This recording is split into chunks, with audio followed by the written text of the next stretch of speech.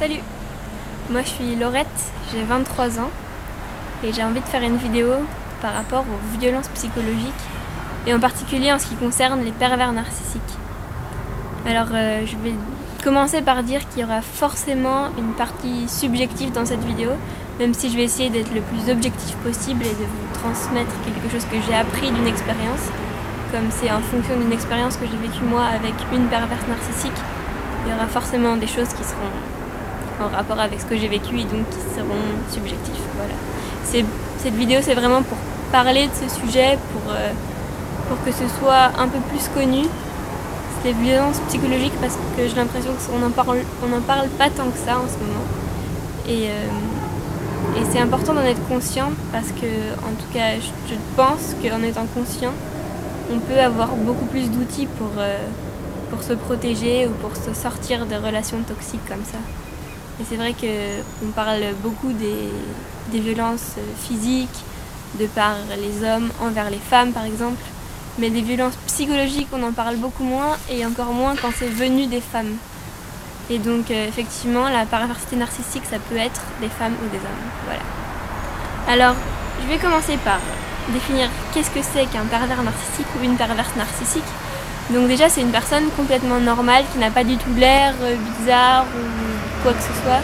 C'est quelqu'un qui a un trouble de la personnalité narcissique. Et en général c'est quelqu'un qui sait très bien parler, qui sait très bien convaincre. C'est quelqu'un qui a tendance à rapporter beaucoup de choses à lui-même, qui est assez égocentrique.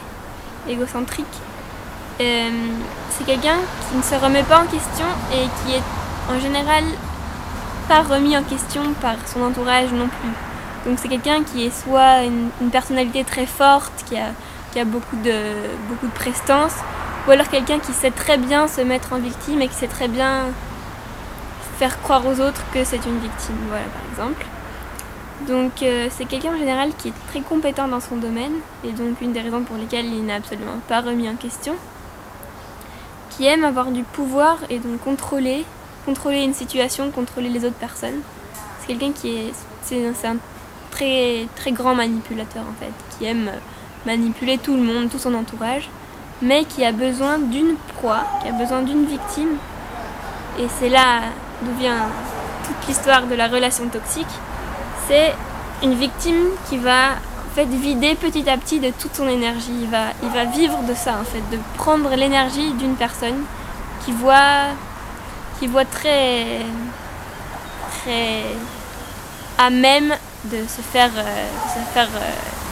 emmener dans son histoire en fait. Et donc ça en vient à qui peut être la victime.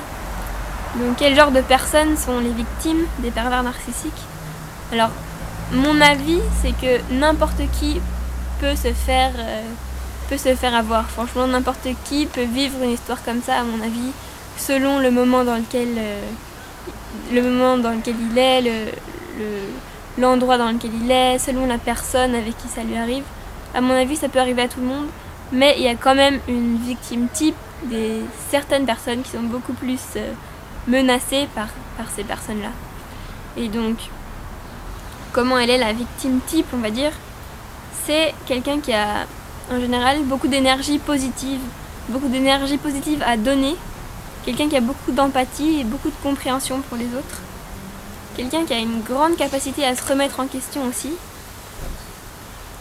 Quelqu'un soit qui a une confiance en soi fragile parce que pour un passé douloureux ou pour n'importe quelle raison.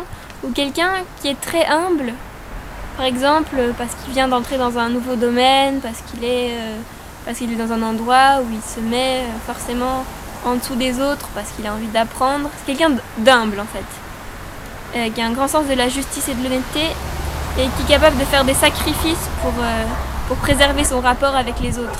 Voilà, qui prend les relations humaines très au sérieux, qui a beaucoup de tolérance envers les autres personnes et qui est capable de faire des sacrifices pour préserver son rapport à l'autre, pour des raisons sociales. Et surtout, c'est quelqu'un, je pense, qui est très loin de se méfier qu'une relation toxique puisse lui faire autant de mal. C'est quelqu'un qui ne va pas se méfier, qui n'est pas forcément au courant que ce genre de situation existe. Et voilà, c'est aussi une des raisons pour lesquelles j'ai envie de faire cette vidéo, parce que je pense qu'en étant conscient, ça peut vraiment nous aider. Alors comment ça se développe cette relation toxique? Donc déjà, la première phase, c'est la phase de séduction, comme on l'a appelée ici. Et donc c'est là où la victime et le bourreau, ou la perverse, vont se rencontrer, vont commencer à avoir une relation, soit n'importe quelle sorte de relation en fait, mais une relation qui va être très forte, qui va être vraiment très belle, qui va être intense. Et voilà, la victime, petit à petit, elle va donner toute sa confiance à cette personne qu'elle apprécie beaucoup, qu'elle aime beaucoup, voilà, toute sa gratitude. En général, ça va être l'homme ou la femme de sa vie, ou alors son meilleur ami, sa meilleure amie, ou un prof incroyable qui lui amène énormément de nouvelles choses, parce que ça peut être aussi un père, une mère, quelqu'un de sa famille, donc quelqu'un qui va avoir énormément d'importance à ses yeux. Ensuite, ça amène à la deuxième phase qui est la phase d'isolation. Donc le pervers ou la perverse va isoler sa victime. Donc ça, c'est du travail très très fin, ça vient très petit à petit. Elle va commencer à parler à sa victime de ses proches en négatif. Elle va aussi essayer de manipuler son entourage. Donc ça va en deux phases. Soit elle manipule l'entourage en leur disant du mal de cette personne, soit il parle mal à la victime de son entourage. Enfin bref, c'est quelque chose qui vient vraiment petit à petit, pour évidemment pas qu'on s'en rende compte parce que ce serait trop facile, mais vraiment pour que petit à petit la victime n'aille plus que son bourreau comme personne sur qui elle peut compter, soi-disant. Voilà, donc la troisième phase, c'est quand le pervers va commencer à dévaloriser sa victime. Donc c'est là qu'il va lui prendre son énergie en fait. Ça vient par des petites critiques, des petites choses un peu pour rigoler, mais finalement pas tant que ça. La victime va culpabiliser beaucoup parce qu'elle va voir que la relation se détériore, mais elle ne sait pas pourquoi. Elle va penser que c'est peut-être de sa faute, elle va se dire que c'est bizarre, mais finalement en fait elle se sent seule, donc elle ne peut pas vraiment demander de l'aide aux autres. Et c'est là que petit à petit, la relation va se détériorer et que la victime va se sentir de plus en plus mal. Et effectivement, c'est là que le pervers va vampiriser l'énergie de sa victime en fait. Et c'est de ça qu'il vit. Voilà, donc la victime, elle souffre, elle perd ses repères, elle croit de moins en moins en elle-même, etc. Mais en même temps, elle ne se rend pas vraiment compte de ce qui lui arrive. Elle ne sait pas trop, mais c'est juste qu'elle a de moins en moins d'énergie. Et voilà, et donc ce qu'elle va faire, cette victime, c'est qu'elle va essayer de se rattacher aux bons souvenirs, parce que forcément, il y a encore des bons moments qu'elle passe dans cette relation, même si elle est toxique, elle ne s'en rend pas forcément compte. Il y a encore des bons moments, elle va essayer de se rattacher aux bons souvenirs, elle va essayer de tout faire pour pardonner à la personne, faire des efforts pour améliorer la relation. Et c'est là qu'elle patauge, et qu'elle n'arrive pas à s'en sortir en fait. Et donc voilà, ça vient du stress, des angoisses sous différentes formes. Ça peut très vite amener à une dépression, au suicide, ça arrive souvent. Et sinon, ça peut aussi amener à une mort d'épuisement quand vraiment on n'en peut plus. Et on meurt d'épuisement. Et c'est vraiment quelque chose de sérieux, la violence psychologique, parce que c'est très très fin et c'est un travail vraiment précis et étudié. C'est quelque chose qu'une personne qui n'est pas intelligente ne peut pas faire. Et donc je pense que c'est vraiment quelque chose de sérieux et de dangereux. Et c'est pour ça que j'ai envie de le partager maintenant. Alors, il existe des solutions, bien sûr. On n'est pas forcément obligé d'en finir au suicide ou à la mort d'épuisement. Mais ça peut arriver. Donc les solutions, déjà, pour moi, la première solution, c'est parler de son ressenti. Si on se sent pas bien, quoi que ce soit, même si c'est pas une relation toxique, parler de son ressenti à ses proches, à n'importe qui, à des gens qu'on ne connaît pas, qui sont là pour nous écouter. Dans le cadre du pervers narcissique, parler à des proches n'aide pas forcément, parce que les proches sont peut-être tout autant manipulés, ou alors un peu manipulés, et ne vont pas forcément prendre au sérieux ce que vous allez leur dire, ou alors minimiser beaucoup votre mal-être. Et donc c'est pour ça que je vous conseillerais plutôt de parler à des gens, soit qui ne connaissent pas la personne avec qui vous avez un problème, qui auront une idée beaucoup plus globale de la chose, ou alors carrément un psychologue, une psychologue, ou quelqu'un qui est spécialisé en relations toxiques. Voilà. Et ensuite, si vous avez l'impression d'être en train de vivre une relation qui vous fait du mal, qui est toxique, si vous voulez vérifier que vous êtes vraiment en face d'un pervers narcissique, il y a deux possibilités. Soit vous allez voir quelqu'un qui est spécialisé dans ce cas-là et il va vous dire tout de suite, c'est en général assez clair. Soit il y a aussi des tests sur internet qui sont très bien faits où on peut répondre à des questions et à partir d'un certain nombre de points, on est en face de quelqu'un de dangereux qui est pervers narcissique. Avant, c'est plutôt un manipulateur qui est moins dangereux, on va dire. Et si on voit qu'on est vraiment en face d'un pervers narcissique, vraiment, la première chose à faire, c'est fuir. C'est s'en aller, c'est aller le plus loin possible pour ne pas avoir affaire à cette personne encore, parce qu'on est dans une étape de... Voilà, on est très faible après une expérience comme ça, donc il va falloir se reconstruire, etc. Donc si on a cette personne qui est encore dans notre entourage, ça va être très très difficile de se reconstruire. Donc vraiment, une fois qu'on a réussi à faire le pas, qui n'est pas facile de s'en aller de cette relation, vraiment essayer de prendre du temps pour soi et ne pas revoir cette personne, en tout cas pas pour les prochains mois, voire années. Après, il y a des cas où c'est très difficile. Par exemple, il y a des personnes qui ont une relation toxique avec quelqu'un de leur travail, par exemple, et qui n'ont absolument pas envie de quitter leur travail parce qu'ils adorent leur travail, parce que c'est un travail qui leur apporte de l'argent, voilà, pour plein de raisons. Et donc, c'est possible aussi de rester dans ce milieu de travail, par exemple, si c'est dans un groupe d'amis, par exemple, mais c'est très difficile et je vous conseillerais vraiment, si c'est votre cas, de vous faire accompagner par quelqu'un de professionnel et qui va vous accompagner dans la vie de tous les jours pour voir comment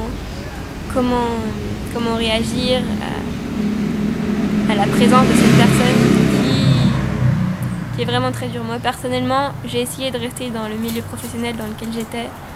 J'y suis restée plusieurs mois et vraiment, j'ai pas réussi. Et heureusement que j'ai réussi à le quitter, même si c'est très dommage pour certaines... voilà, pour ma carrière professionnelle peut-être.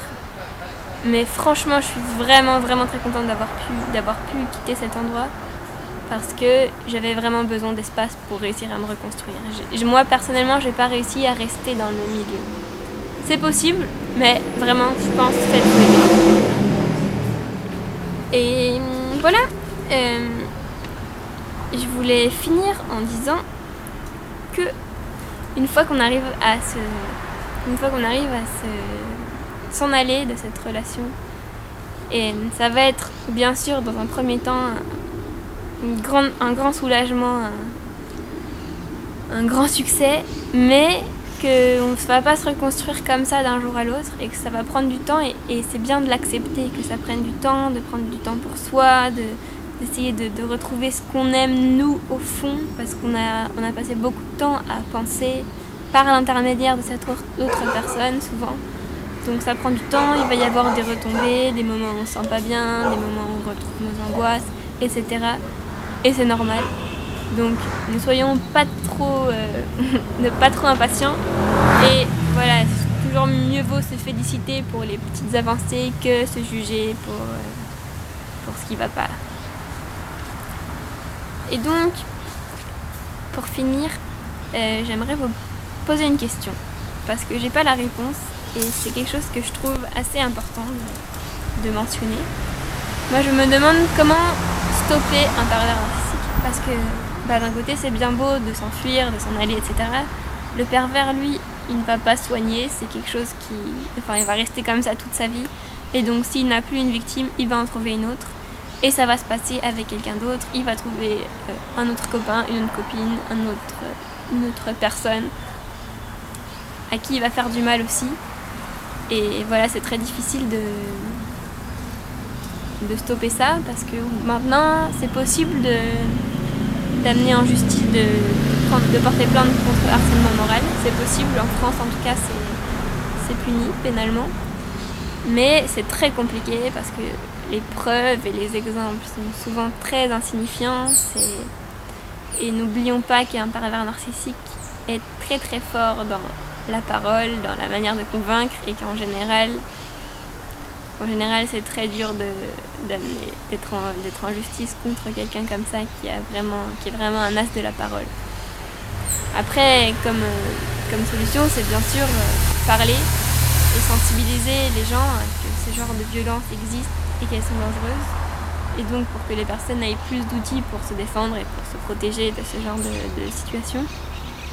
Mais voilà, comment stopper une personne comme ça, qu'elle arrête pour arrêter les ravages qu'elle peut faire en fait. Et franchement, c'est une question que je vous pose. Et voilà, merci de m'avoir écouté. Si vous avez des commentaires à faire, des questions, tout ce que vous avez à dire, ça m'intéresse, et je pense que ça peut intéresser pas mal de monde. Donc voilà, sous n'importe quelle forme, bienvenue. Voilà. Et on continue d'apprendre tous ensemble, toujours.